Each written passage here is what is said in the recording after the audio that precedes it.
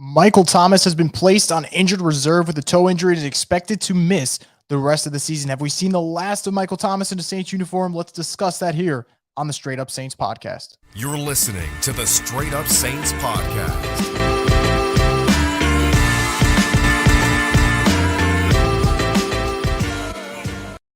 What's up, guys? Welcome back inside the Straight Up Saints podcast presented by DraftKings Sportsbook. As always, guys, $5 bet on any NFL game with the promo code BOOT.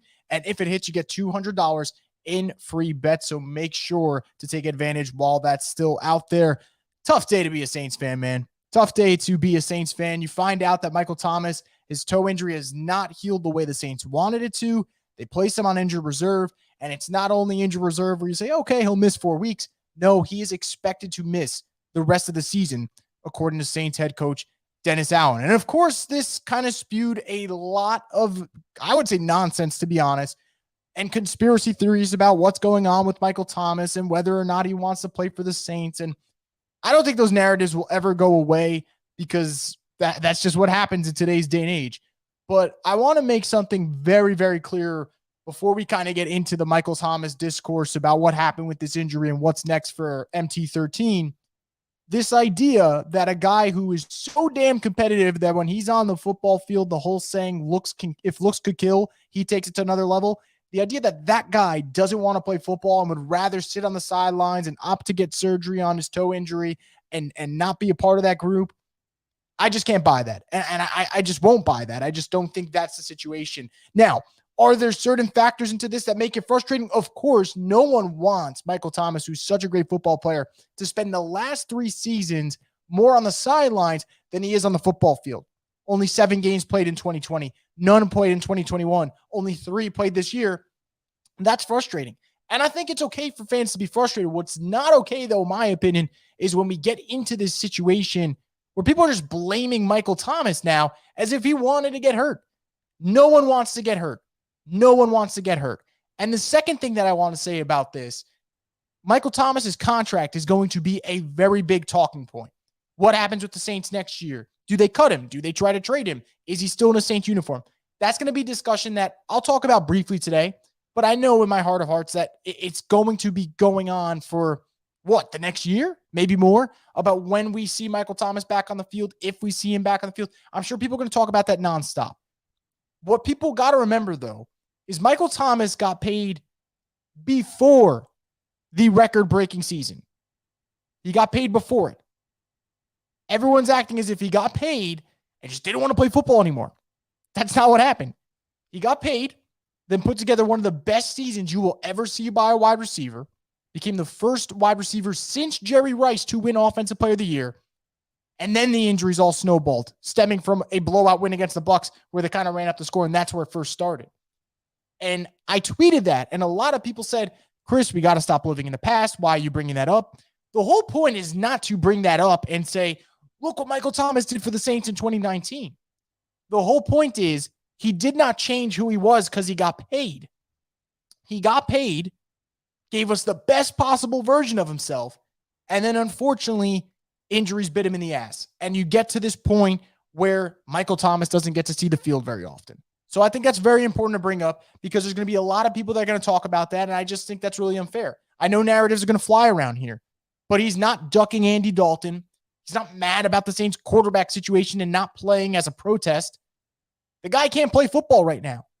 And just remember, 4 days ago when the Saints played the Raiders, Alontae Taylor made that big play against Devontae Adams on the sideline, incomplete pass, the Saints get the ball back. Who's the guy on the sidelines that runs over the rookie cornerback, celebrating, pumped up, excited for what his teammate just did? It's Michael Thomas. And that picture had everyone saying, oh, he'll be back soon. And even I thought maybe he'd come back soon. Just wasn't meant to be. But I'm supposed to believe that 4 days after that happened, Michael Thomas looked around and was like, man, 1 game out of division. I'm good. I don't need to play. The offense has kind of been humming along this whole season, especially ever since Andy Dalton came in, whether or not it's his credit to do so. Run game gets going. Olave's been doing his thing. The offense, yardage-wise, has been in the top half of the league. So that I'm not buying. Second thing, any talk about moving MT's contract, $28 million cap hit, $25 million dead money. It's going to be hard to trade that. And everyone that thinks that they can just trade him for the value of what he is when he's on the field, it doesn't work that way, because availability is a very important ability.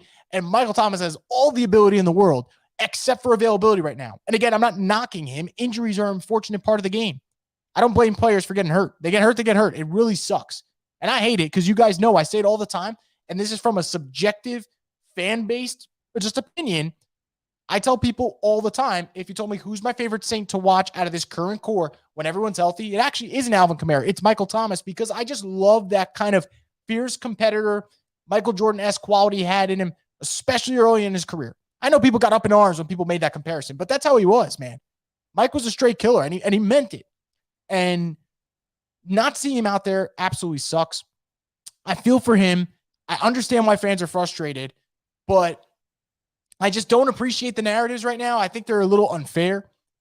I think for people who want to get up in arms, maybe get up in arms the way 2021 went, right?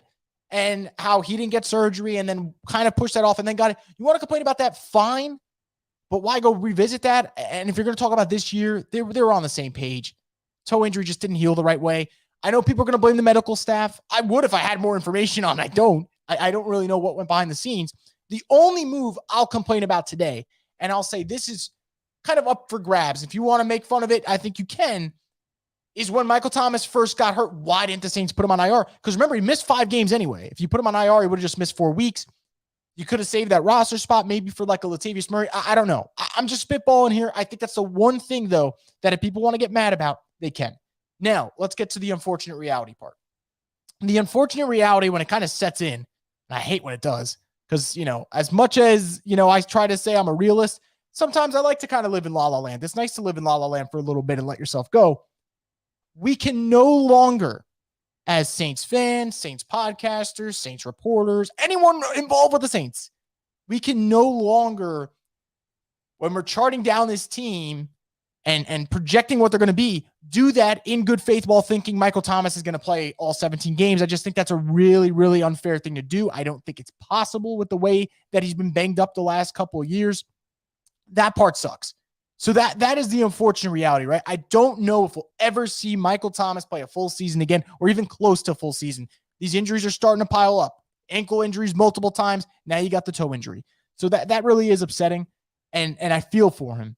But that part is where I have to be fair, right? If I'm going to say that I think some people are making ridiculous comments about whether or not he's ducking the team, I'm also going to try and be fair and say, look, let's be real right now. If we just go over 2020, 2021, and 2022, you just can't rely on him.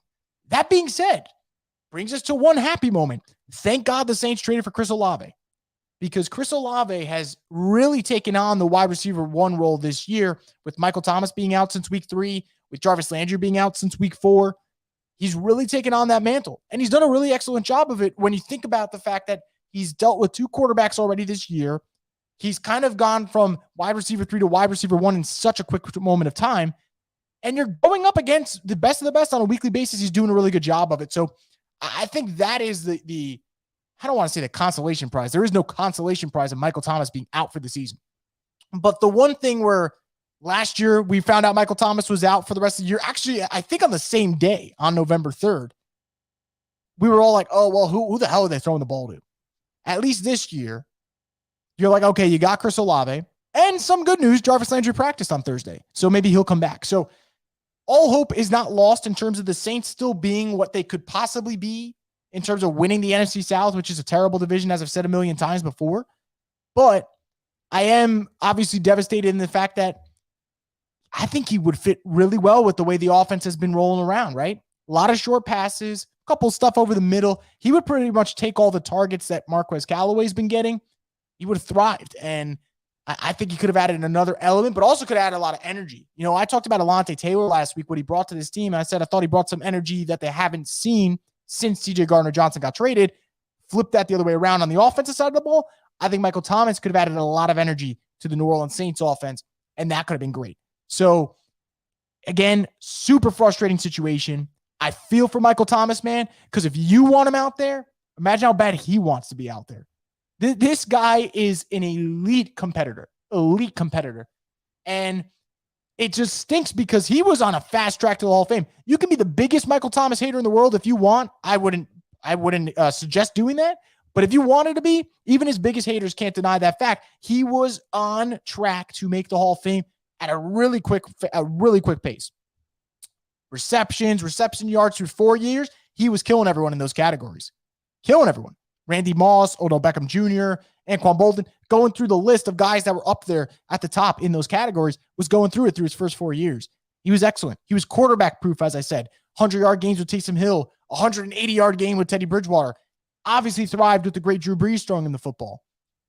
So as I go down memory lane with that regard, now we go to the sad reality that I think we do have to kind of say, you are what you are at this point. And unfortunately for Michael Thomas, he's a player who has been just snake bitten by injuries.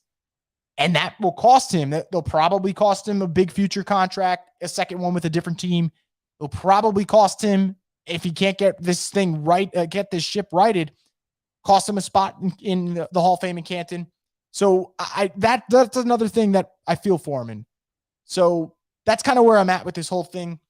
I think this idea that people are just using it as a day to kind of dunk on him, I think it's a little ridiculous. There will come a day for us to talk about how this Michael Thomas thing went from the highest of highs to the lowest of lows. But I think when a player officially today has his season end, and you know how bad they want to be out there, I don't know if that's the day to dunk on it, right? Because I know if I'm looking at it from my perspective, I'm having a really bad day, and then I come on, social media, whatever, and I'm getting dunked on, and I've been dunked on before. I'll get dunked on again, probably. I don't know. I wouldn't sit well with that. So I can't imagine what him on a much grander scope would deal with. So I am not going to dunk on him today. I'm probably not going to dunk on him at all, because I think that injuries are an unfortunate part of sports that we just have to accept. And the better job we do of accepting that, the lesser of an ass we'll make ourselves look. Because I saw today, I mean, and no disrespect, I'm not calling people out. I will not call people out by names. But I saw some people talking about if Michael Thomas is the worst contract in Saints history. And this idea that the best wide receiver in football couldn't live up to his contract because he got just absolutely fucked by injuries. I don't know if I'm going to say that's the worst contract in Saints history. The Saints paid Junior Gillette, and Junior Gillette is not well. The Saints paid Jarris Byrd. That was a letdown. The Saints paid Brandon Browner. That was terrible. Saints paid CJ Spiller. That didn't work out. So I just think that's ridiculous. Again, I'm not mentioning names because multiple people said it, but I just think that's just so unfair. And like I said, he got paid and then had the historic 149 reception season. So just remember that, because there's going to be narratives floating around. And if you want your narrative to be a little bit more accurate, the thing that you need to do is make sure you keep the facts that are facts in check. There's going to be a lot of speculation. Some people might end up being right. Some people might end up being wrong. But the one thing you got to do is make sure you get the years straightened out, or else it becomes a really weird argument. But I'm telling you, man, between the contract thing and people saying he doesn't want to play with Andy Dalton, the dude played with Taysom Hill, the dude played with Teddy Bridgewater. I think he could play with Andy Dalton. And I'm not saying Andy Dalton is some special quarterback he has to suit up for. But that to me is just absolutely wild. But I'm not surprised, because that's Twitter. And again, I make some stupid claims too. It's normal, right? It's human nature for us to make stupid claims. But come on, man. This idea that he doesn't want to play for the Saints, I don't buy it. I really don't. They spent so much time fixing that relationship. And you saw in week one how ready to go he was and how good he looked. And I think that kind of adds to this. And I tweeted it. I think this situation doesn't hurt as much if he doesn't look as good as he does when he's on the field, right? Dominant week one. Looked good against the Bucs week two. Was looking okay in week three against the Panthers before he got hurt. Just really frustrating. I feel for Mike. And obviously I feel for the rest of the team, because you want Mike out there, give you that extra juice on offense. And you don't have that. So I'm going to switch gears from Michael Thomas. I see there's some comments on YouTube, not that busy of a night. So I'll pull up a couple of them and then we'll end up bouncing. So if you guys are listening, you want to drop in a comment, I will pull it up for the podcast, both the live stream and then the recorded version. But before I do that, just a reminder, Jarvis Landry practiced today for the Saints. Some positive news going into the Ravens game. Adam Troutman practiced. Still no Marshawn Lattimore. I would be stunned if he plays on Monday night. Super serious injury. And this is not the game that you need to rush back the cornerback for, if you ever did. This is not the game. So we'll see what happens in that regard. As for the Ravens game itself, I actually did a little bit of a preview with Jeff Nowak in the last podcast that I did yesterday. So I'll probably share that again this week and this weekend. And we talked a lot about Lamar and how important it's going to be to containing him. If you listen to any type of Saints-Ravens talk this week, that's going to be the main focus. Can you contain Lamar, keep him in the pocket? And then also, from an offensive standpoint, can you play clean? I think the Saints can move the ball on the Ravens defense. I think they can. Got to keep it clean, though, and we'll see if they can do that. So I'll pull up some comments, and then we're going to end up calling it a night. But I definitely wanted to come on here, kind of share my thoughts about the Michael Thomas thing. I know I've kind of tweeted through it the entire day, but I wanted to get on here on the podcast and talk about it at least briefly for 20, 30 minutes because, A, this is one of the biggest pieces to your franchise, and B, this is not the day to decide I'm just going to absolutely rip him to shreds. I just don't think it's the day. Cooler Beat says, it's just crazy that this happens a second year in a row with almost the exact same details. I hope he can bounce back. Saints games are better when he's playing. Yep, that's the way to put it, right? Look, the Saints are better with Michael Thomas than they are without him. That is a fact. And to your point, it's still frustrating because, man, we all want to see Mike out there. And it sucks that he's not out there. And that's where we should leave it at, right? Like, we can get into the conversation about whether or not he's on the team when the time comes. And I think the time will come, right? In the offseason, especially in the summer, because I know with June 1st, post-designation cuts and stuff like that, people like to get into that. There will be a time. I'm sure I will make 5 to 10 videos about Michael Thomas in the offseason. Some of them good, some of them bad, who knows? Today is not going to be that day because we're just going to talk about the fact that he got hurt. Well said, Chris. Appreciate that, John. Franz says, part of me is just bummed for MT, but also I feel like we're so used to not having him, so this isn't going to be a huge problem. No doubt it would be nice to have him, though. I think Mike has some diva in him, but I don't think he's faking injuries to avoid playing. That hurts him way worse than us. I'm so glad you brought up that point. This idea that Michael Thomas doesn't want to play, he'd be costing himself more money. He'd be costing himself a shot at the Hall of Fame. There's so much he would gain from playing. That's why I find it crazy. And I say that for a lot of football players. There are some examples where I think guys don't want to play for a team, and you see it. Case in point, Kadarius Toney with the Giants didn't want to play for them. Finally got rid of him. He's on the Chiefs now. Now he wants to play all of a sudden. Said I wasn't hurt. There was narratives, whatever. Clearly didn't want to play for the Giants. That's an example of it. But if Michael Thomas didn't want to play for the Saints, he would not be on the sidelines watching that game against the Raiders this week, would not be hyping up his teammates, would not look like a madman when he's on the football field week 1, week 2, week 3. So that matters.